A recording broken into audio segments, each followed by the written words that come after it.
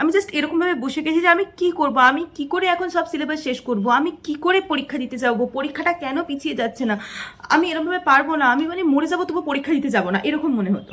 এখন যদি দরকার হয় আমাকে 24 ঘন্টা পড়তে হবে, আমার যদি তার জন্য দিনকে মানে 24 ঘন্টা থেকেও বাড়িয়ে নেওয়া যায় সেটার চেষ্টা করতে হবে।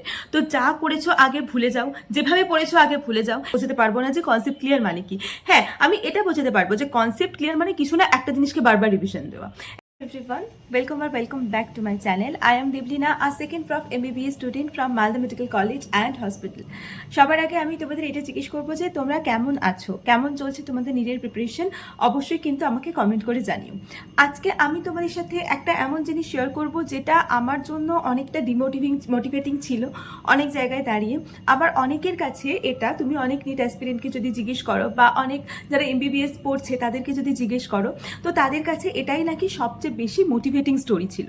তো কি এমন জিনিস নিয়ে আজকে আমি ডিসকাস করছি, সেটা হচ্ছে মক টেস্ট। দেখো, মক টেস্ট এমন একটা জিনিস যেটা আমাকে কখনো সেইভাবে মোটিভেশন দেয়নি, কিন্তু আমি এটা জানতাম যে মক টেস্ট না দিলে আমার সিলেকশন হবে না। মক টেস্ট আমি যদি না দিই তাহলে কোনোভাবেই আমি আমার প্রপার ডেস্টিনেশনে পৌঁছতে পারবো না। আমার কাছে এটুকু খুব বেশি ক্লিয়ার ছিল। কিন্তু মক টেস্ট আমাকে কখনো সেভাবে মোটিভেশন দেয়নি।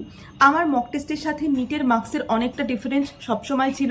সে 2017 থেকে শুরু করে 2020, 21, 22 বলো, যে সালেই বলো না কেন।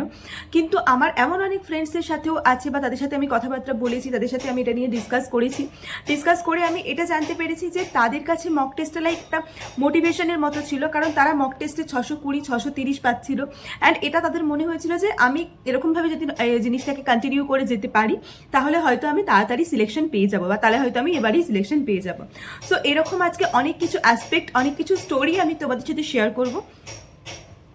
সো আই হোপ তোমাদের আজকের ভিডিওটা খুব হেল্পফুল হতে চলেছে। অ্যান্ড মক টেস্টের জার্নি বলো বা মক টেস্টের স্টোরি বলো বা মক টেস্টকে কীভাবে ইউটিলাইজ করলে তুমি নিজের 200 to 300 মার্কস নিজের ঝুলিতে নিয়ে আসতে পারো, তো পুরো জিনিসটাই আজকে সেটা তোমাদের সম্বন্ধে ডিসকাস করবো।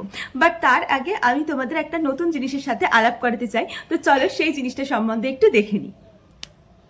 আজকে আমি তোমাদের সাথে নতুন যে অ্যাপ বলো বা ওয়েবসাইট বলো যার ইন্ট্রোডিউস করাবো সেটা হচ্ছে প্রেপমেট। এটা একটা online and offline coaching platform, যেখানে নিটের বাচ্চাদের মানে যারা নিটের প্রিপারেশন নিতে চাও তাদেরকে মেনলি গাইড করা হয়। এন্ড এখানে গাইড হিসেবে থাকে ডিফারেন্ট ডক্টরস অ্যান্ড নিটের এক্সপার্টরা, যেটা আমার মনে হয় পার্সোনালি খুবই হেল্পফুল হবে তোমাদের প্রিপারেশনের জন্য।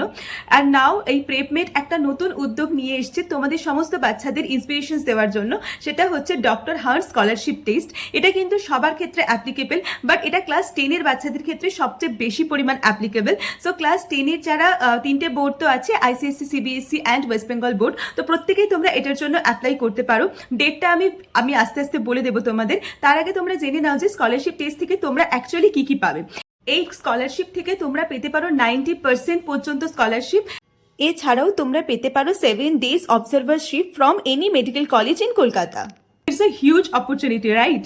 সো এছাড়াও তোমরা এই ডেটগুলো একটু জেনে নাও। সো ডেটগুলো হচ্ছে যারা ICSE বোর্ডে আছো তাদের জন্য হচ্ছে 20th March, 21st and 22nd March. যারা CBSE বোর্ডের থেকে পড়ছো তাদের জন্য 15th, 16th and 17th March. আর যারা ওয়েস্ট বেঙ্গল বোর্ড থেকে আছো তাদের জন্য এটা অলরেডি শুরু হয়ে গেছে অ্যান্ড এটা চলবে 20th মার্চ অবধি। সো এটাতে রেজিস্ট্রেশন করা কিন্তু খুব ইজি। আমি এখানে স্ক্রিন রেকর্ডিং করে দেখিয়ে দেবো। একদম প্রথমে তুমি তোমার ল্যাপটপের গুগলে চলে গেলে অ্যান্ড তারপরে সেখানে গিয়ে তুমি সার্চ করলে www.prepmeet.in। তারপরে সেই পেজটা ওপেন হলো, সেখানে গিয়ে ডক্টর হান্টে ক্লিক করবার পর একটা রেজিস্টার নাওয়ের অপশন পাবে। সেই রেজিস্টার নাওয়ে তোমাকে ক্লিক করে কিছু বেসিক ডিটেলস ফিল আপ করতে হবে। তো চলো একবার দেখে নিই বেসিক ডিটেলসগুলো কী কী। প্রথমে ইমেল আইডি দেবে অ্যান্ড তারপরে ইমেল আইডি দিয়ে name, guardian name, name of school, class, board, এগুলো কিছু বেসিক ডিটেলস ফিল আপ করবার পর সাবমিট বাটনে ক্লিক করতে হবে। তাহলেই তুমি এই রেজিস্ট্রেশন জন্য অ্যাপ্লাই করতে পারবে। সো সবাই তোমরা এই স্কলারশিপটার জন্য অ্যাপ্লাই করো। ওকে, এবার আসি আমার যে সমস্ত 2024-এর অ্যাসপিরেন্টসটা যারা আছো, যারা মেনলি 2024-এ নিট দেবে, সো তাদের জন্য আমি আমার মক টেস্টের কিছু ইনসিডেন্টস তোমাদের সাথে শেয়ার করবো। অ্যান্ড আমি অঙ্কিতেরও কিছু ইনসিডেন্ট জানি যেগুলো আমি তোমাদের সাথে শেয়ার করবো। সো আই হোপ তোমাদের আজকের ভিডিওটা একটু বেশি হলেও হেল্পফুল হতে চলেছে। সো চলো শুরু করি। দেখো, আমি যখন প্রথম নিটের প্রিপারেশন করা শুরু করি তখন আমার কাছে না মক টেস্টটার অতটা গুরুত্ব ছিল না। আমি ভাবতাম যে পড়বো, পরীক্ষা দেবো, মক টেস্টের কি দরকার। বাট পরে আমি বুঝলাম যে মক টেস্ট এমন একটা জিনিস যেটা তুমি না দাও তোমাকে আমি ডাইরেক্ট মাঠে গিয়ে বলছি তুমি ক্রিকেট খেলো, তুমি ইন্টারন্যাশনাল ক্রিকেট খেলো, তোমাকে আমি কোনো টেস্ট ম্যাচ খেলাইনি, কোনো আইপিএল খেলাইনি, কিছু খেলাইনি, তোমাকে আমি ডাইরেক্ট বলছি ইন্টারন্যাশনাল ক্রিকেট খেলো। সেটা বাস্তবে কখনো সম্ভব নয়।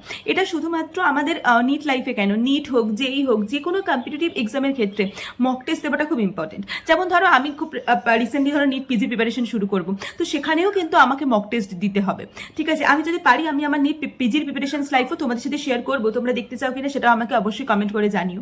আর বাকি রইল এবছর তোমরা কি করবে দেখো, তোমাদের আমি আগের দিনই 45 ডেজের একটা প্ল্যান করতে বলে দিয়েছি।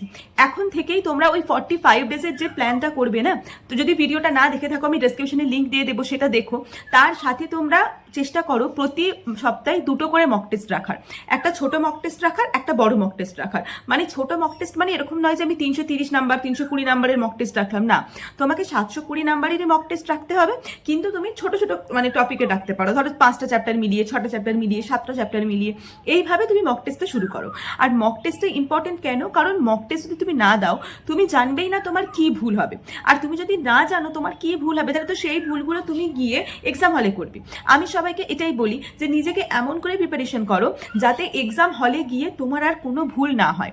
এক্সাম হলটা কোনো ভুল করার জায়গা নয়, এক্সাম হলটা এমন একটা জায়গা যেখানে তোমার 100% অ্যাকিউরেসি দেখানোর জায়গা। সো এক্সাম হলে গিয়ে যদি একটা ভুল হয়ে যায় তার খেসের হচ্ছে কত গুনতে হয় সেটা আমার থেকে ভালো বোধহয় কেউ জানে না। আমার নিয়ে 2020-তে এরকম হয়েছিল, আমি কেমিস্ট্রি বায়োলজি খুব ভালো করেছিলাম, আমার বায়োলজিতে 345 মার্কস এসেছিল 20-তে, বাট তারপরে যখন ফিজিক্স গুনলাম 56 না 57 এসেছিল। সো কেন হয়েছিল, কারণ ফিজিক্স এমন একটা সাবজেক্ট, যে সাবজেক্টটা না প্রচুর সিলি মিস্টেক হতে পারেই, কারণ ভালো করে প্র্যাকটিস না থাকলে, প্রপার করে রিভিশন না থাকলে হবেই। ঠিক আছে, তো এটা একটা ব্যাপার। এটা আজকে যে তুমি কি করে 200 মার্কস বাড়াতে পারো মক টেস্টে, সেটা আমি তোমাদের আজকে শেয়ার করবো। তার জন্য অনেক রকম কিছু শেয়ার করবো। এটা 1 নম্বর কথা, যে মক কনসেপ্ট ক্লিয়ার করো। কনসেপ্ট ক্লিয়ার কি করে করবে, বারবার পড়ো। দেখো কনসেপ্ট ক্লিয়ার এসব কথা কিছু হয় না, আমি নিজে বুঝতাম না এসব কথা কোনোদিনও, আমি এখনো তোমাদের বোঝাতে পারবো না যে কনসেপ্ট ক্লিয়ার মানে কি। হ্যাঁ, আমি এটা বোঝাতে পারবো যে কনসেপ্ট ক্লিয়ার মানে কিছু না, একটা জিনিসকে বারবার রিভিশন দেওয়া। একটা নোটসকে যারা এমআর স্যারের থেকে পড়েছো বা যেখান থেকেই পড়ে থাকো না কেন, ফিজিক্স কেমিস্ট্রি বায়োলজি যেখান থেকেই পড়ে থাকো না কেন, সেইখান থেকে তোমাদের ভালো করে রিভিশন দিতে হবে। নোটস বারবার উল্টে দেখতে হবে। সেই নোটস থেকে শর্ট নোটস বানাতে হবে, ছোট করে। সেই নোটস থেকে একটা চ্যাপ্টারের জন্য 1 পাতার কনসাইজের নোট বানাতে হবে। আমার নিজে বানিয়েছিলাম, বিশেষ করে ফিজিক্সের জন্য। যেগুলো ভুলে যাও, যেগুলো বেশি ভোলাটাইল মনে হচ্ছে, প্রত্যেকটা এক্সামে যেখান থেকে ভুল হচ্ছে, যেমন আমার প্রত্যেকটা এক্সামে সেমি কন্ডাক্টর থেকে, প্রত্যেকটা এক্সামে তোমার রে অপটিক্স থেকে, ওয়েভ অপটিক্স থেকে প্রশ্ন ভুল হতোই। আমি কি করলাম, ওই চ্যাপ্টারগুলোকে বারবার রিভিশন দেওয়া শুরু করলাম, ওই চ্যাপ্টারগুলোকে বেশি করে রিভিশন দেওয়া শুরু করলাম। তো এটা কিন্তু একটা বিশাল মানে তোমাকে হেল্প করবে আমার মনে হয়। ঠিক আছে, এছাড়া তোমার মক টেস্ট রেগুলার দাও, সপ্তাহে 2টো করে মক টেস্ট দাও। ঠিক আছে, তার আমার মক টেস্ট গোনার দরকার নেই, আমি এখন থেকে শুরু করব। এখন ফেব্রুয়ারি মাস শেষ হতে চললো, মার্চ মাস পড়বে, বা আমি ফেব্রুয়ারি মাসের এই 1 সপ্তাহকেও বাদ দেবো না। তো এখান থেকে আমি শুরু করব সপ্তাহে 2টো করে মক টেস্ট দেওয়ার। আজকে তো কি বার হলো, আজকে তো বোধহয় শুক্রবার হলো, তো আমি নেক্সট তোমার সামনের সপ্তাহ থেকে সোমবার থেকে চেষ্টা করো 2টো করে মক টেস্ট দেওয়ার সপ্তাহে। ঠিক আছে, এটা হয়ে গেল 1 নম্বর। 2 নম্বর কথা হচ্ছে মক টেস্ট অ্যানালিসিস। আমি অলরেডি মক টেস্ট অ্যানালিসিসের উপরে একটা ভিডিও বানিয়ে রেখেছি, সেটা তোমরা দেখো। যা ডাউট আছে আমাকে জিজ্ঞেস করো, আমি চেষ্টা করবো তোমাদের সেগুলো সলভ করে দেবার। অ্যানালিসিসটা কিন্তু মাস্ট, অ্যানালিসিস করতেই হবে। মিস্টেক কপি বানাও, কে মিস্টেক কপি বানিয়েছো, আমি কিন্তু অনেকদিন আগে বলে দিয়েছিলাম মিস্টেক কপি বানাতে, সেটা কিন্তু আমাকে কমেন্ট সেকশনে জানাও যে কে কপি বানিয়েছো আর কে বানাওনি।